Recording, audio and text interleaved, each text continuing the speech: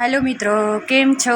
बधा मजामां छो? सारूं। तो आज આપણે બનાવવાના છીએ એવા ભજીયા કે જે તમે ખાઈને જ જોઈને જ ખાવાનું મન થઈ જાય ને એકવાર આ ભજીયા જરૂરથી બનાવજો। અને જો આ વિડીયો સારો લાગે, આ વિડીયો અંત સુધી જરૂરથી જોજો। અને જો આ વિડીયો સારો લાગે તો લાઈક કરજો, શેર કરજો અને સબસ્ક્રાઈબ કરી લેજો। આ બધી ચિપ્સ કરી નાખી છે। એક ટમેટું લીધું છે અને એક બટેકું લીધું છે અને 2 નંગ મરચાં લીધા છે અને થોડોક અમથો ગુવાર લઈ લીધો છે। ગુવારને આગળ પાછળથી કાપી અને પછી એના ચીરે કરી નાખી છે। પછી આપણે તેની ઉપર મીઠું નાખીશું જેથી કરીને આપણા ભજીયા મીઠું સરસ રીતે ચડી જાય। પછી તેના ઉપર આપણે થોડુંક લીંબુ નાખીશું જે આપણને ખાટા મીઠો ટેસ્ટ આવે। પછી તેના ઉપર આપણે આ રીતે લીંબુ નાખી દેવાનું અને મરચાં ઉપર થોડુંક વધારે નાખવાનું જેથી આપણને મરચાં તીખા ન લાગે અને બાળકો ખાય તો બાળકોને પણ સરસ મજાના લાગે।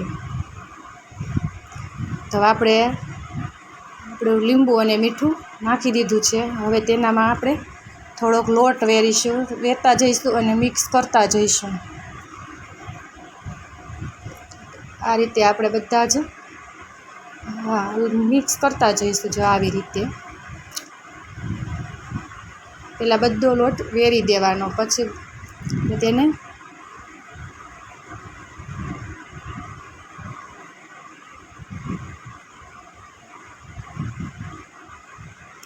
આ રીતે બધો લોટ મિક્સ કરતું જવાનું। પછી આ રીતે મરચાં મિક્સ કરી લેવાના, ચકરી મરચાંની ચકરી। પછી આ બટેકાની ચિપ્સ,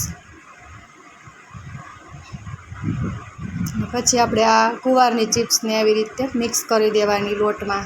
જો તમને લાગે કે લોટ ઓછો પડે છે તો થોડોક લોટ નાખવાનો અને જો તમે વધારે ક્વોન્ટિટીમાં બનાવતા હોય તો એ પ્રમાણે તમારે લોટ નાખવાનો। આ રીતે બધા ચિપ્સને બધી ચિપ્સ મિક્સ કરી લેવાની લોટ સાથે।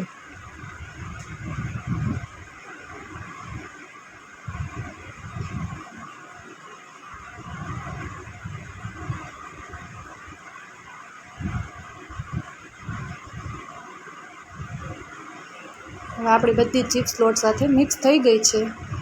તો આપણે એક બાઉલ લઈ લઈશું અને તેને ગરમ કરવા તેલ મૂકી દઈશું।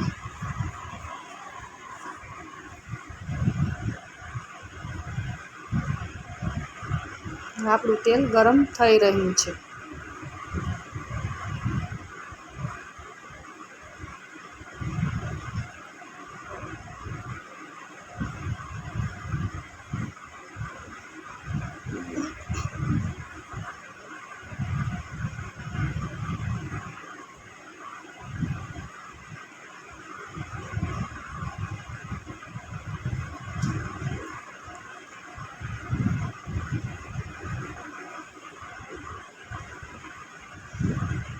હવે આપણું તેલ ગરમ થઈ જાય એટલે આ રીતે આપણે પહેલાં મરચાંની ચકરી પાડી લઈશું।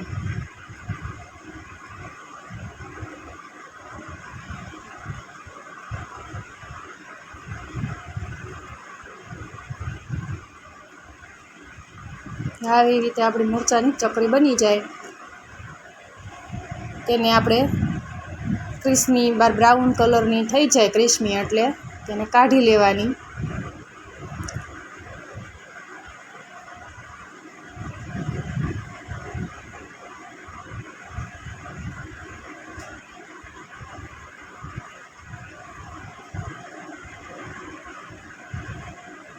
ગેસની ફ્લેમ મીડિયમ જ રાખવાની જેથી આપણી ચકરી કે આપણા ભજીયા બળી ન જાય।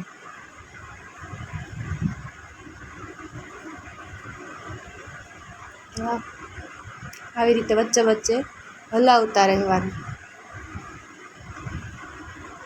જો છે ને આપણી ચકરી તળાઈને તૈયાર થઈ ગઈ છે। આવી રીતના આપણી ચકરી થઈ જાય ત્યારે કાઢી લેવાની, સરસ ક્રિસ્મી થઈ જાય।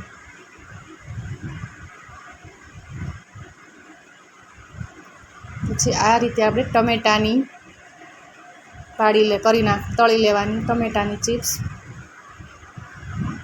ટમેટાની ચિપ્સ તો જ્યારે તમારે ખાવા બેસવું હોય ને ત્યારે જ તળવાની, એટલે એવી ને એવી કડક જ રહે. જો છે ને જોઈને જ ખાવાનું મન થઈ જાય. બહુ સરસ લાગે છે, સ્વાદમાં પણ ખાટી મીઠી.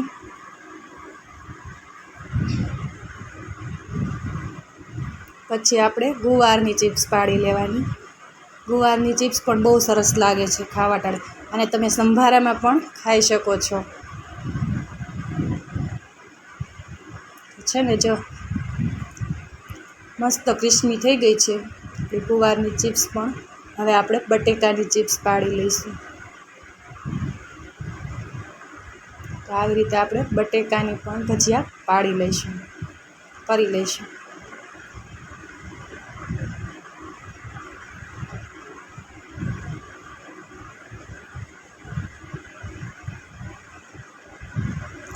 આવી રીતે બટેકા ચિપ્સના ભજીયા પણ બહુ સરસ લાગે છે. તમારી ચિપ્સ પણ એક બાજુ મૂકી દે એવા સરસ આ બટેકા ચિપ્સના ભજીયા લાગે છે. કેમ કે આમાં ખાટો મીઠો અને તીખો બધો સ્વાદ આવે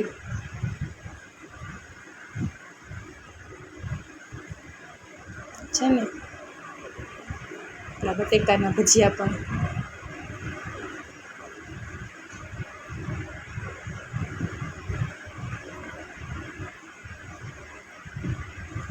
તો જો બનીને છે ને તૈયાર આપણા ભજીયા, ચિપ્સ ભજીયા. તો આવી રીતે ચિપ્સ ભજીયા એકવાર જરૂરથી બનાવજો, અને દહીં સાથે, ચટણી સાથે અને સોસ સાથે સર્વ કરજો અને બધાને ખવડાવજો. એકવાર આ ભજીયા જરૂરથી બનાવજો. અને આ વિડીયો જો સારો લાગ્યો હોય તો લાઈક કરજો, શેર કરજો અને સબસ્ક્રાઈબ કરજો. આવજો. જય સીતારામ બધાને. જય શ્રી કૃષ્ણ.